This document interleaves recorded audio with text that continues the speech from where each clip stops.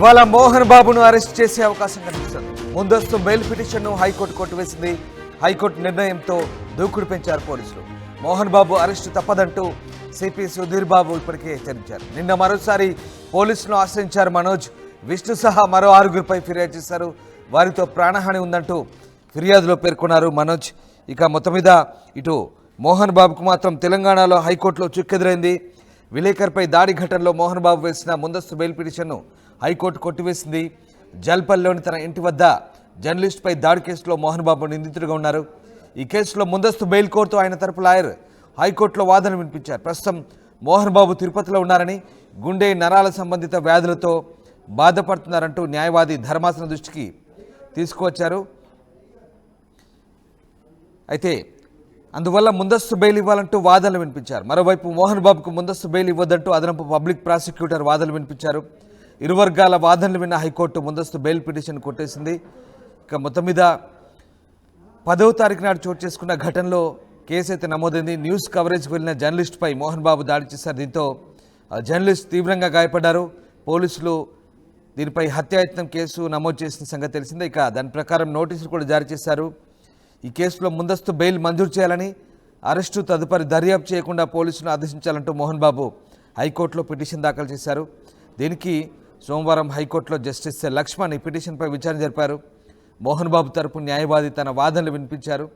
ఇది అనుకోకుండా జరిగిన ఘటన అంటూ ఆయన కోర్టుకు చెప్పే ప్రయత్నం చేశారు. అయితే మొత్తం మీద ఇటు బాధితుడి వాంగ్మూలం ప్రకారం కూడా కొన్ని సెక్షన్లు జోడించి ఈ కేసులో మోహన్ బాబు విచారణకు హాజరు కావాల్సిందేనంటూ ముందస్తు బెయిల్ మంజూరు చేయవద్దంటూ ఇటు బాధితుల తరపు అలాగే పబ్లిక్ ప్రాసిక్యూటర్ ప్రభుత్వం తరపు న్యాయవాది వాదించారు. దీంతో ఇరు వర్గాల వాదనలు విన్న న్యాయమూర్తి మోహన్ బాబు బెయిల్ పిటిషన్ అయితే కొట్టివేసిన పరిస్థితి కనబడుతోంది. సో విచారణకు హాజరైన రోజే ట్రయల్ కోర్టులో బెయిల్ మంజూరు చేయాల్సిందిగా కింది కోర్టును ఆదేశించాలని సందర్భంగా మోహన్ బాబు తరపు న్యాయవాది న్యాయస్థానాన్ని కోరారు. అయితే న్యాయవాది విజ్ఞప్తి ధర్మాసనం తిరస్కరించింది. మోహన్ బాబు అరెస్టు విషయంలో అంతా చట్ట ప్రకారం జరుగుతోందని ఇప్పటికే రాచకొండ సిపి సుధీర్ బాబు తెలిపారు. ఇక హైకోర్టు తీర్పుతో పహాడి షరీఫ్ పోలీసులు తదుపరి చర్యలు చేపట్టేందుకైతే సిద్ధమవుతారు. సో దీన్ని బట్టి మోహన్ బాబు అరెస్టు ఇక తప్పదనే అంశం వెల్లడవుతోంది. చట్ట ప్రకారమే అంతా జరుగుతుందంటూ సిపి చెప్పడంతో ప్రస్తుతం మోహన్ బాబు అరెస్టు ఖాయమనే వార్తలు అయితే వస్తున్నాయి. ఎస్, రవిచంద్ర జైన్ అవుతారు. రవిచంద్ర, హైకోర్టులో మోహన్ బాబుకి అయితే చుక్కెదురైంది. అంతా చట్ట ప్రకారమే జరుగుతుందంటూ పోలీసులు చెప్తున్నారు. సో ఏం జరగబోతోంది? మోహన్ బాబు అరెస్టు తప్పదా? మీడియాపై మోహన్ బాబు చేసిన దాడి నేపథ్యంలో ఆయనపై పలు సెక్షన్ల కింద కేసు నమోదైంది. అయితే రాచకొండ సిపి ఆయన విచారణకు హాజరు కమ్మని కోరిన నేపథ్యంలో ఆయన హాజరు కాలేను, అనారోగ్య కారణాల వల్ల అంటూ గడువు కోరటం జరిగింది. దానిపై ఈ నెల 24వ తేదీ వరకు ఆయనకి గడువు ఇవ్వటం జరిగింది. అలాగే కోర్టు కూడా దానికి సమ్మతించిన నేపథ్యంలో ఈలోపు ముందస్తు బెయిల్ కోసం ఆయన అయితే ప్రయత్నాలు చేశారు. 2 చోట్ల కూడా కింది కోర్టులో విఫలమైంది, అలాగే హైకోర్టులో కూడా విఫలమైంది. సో ఈ నేపథ్యంలో ఈ రోజు 24 కాబట్టి ఈ రోజు కానీ రేపు కానీ మోహన్ బాబుని అరెస్ట్ చేసే అవకాశం ఉందంటూ మీడియా వర్గాల్లో అలాగే మోహన్ బాబు అన్యాయాల్లో కూడా చర్చ నడుస్తోంది. ప్రస్తుతానికి మోహన్ బాబు అయితే తిరుపతిలో విద్యానికేతన్ ఆవరణలో ఆయన నివాసంలో ఉన్నట్టుగా పోలీసులకు సమాచారం అయితే ఉంది. మరి ఈ రోజు ఆయన హైదరాబాద్ వచ్చి రాచకొండ సిపి ముందు విచారణకు హాజరవుతారా, లేదా పోలీసులే అక్కడికి వెళ్లి ఆయన్ని అదుపులోకి తీసుకుంటారా అనేది ఇప్పుడు సర్వత్రా ఉత్కంఠ రేపుతోంది.